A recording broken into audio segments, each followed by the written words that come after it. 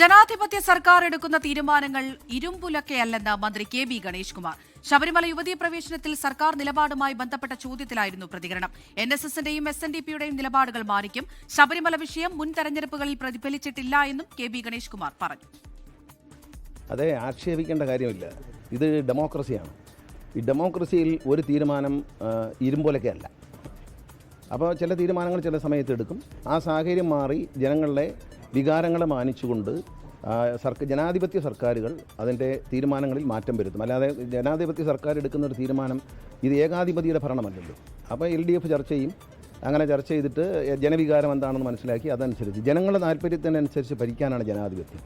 ആചാരലംഘനം പാടില്ല എന്നുള്ളത് തന്നെയാണ് സർക്കാരിൻ്റെ തീരുമാനം. ആചാരലംഘനം പാടില്ല എന്ന് അതിനകത്ത് നേരത്തെ എടുത്ത നിലപാടിൽ തെറ്റുണ്ടെങ്കിൽ അത് തിരുത്തും.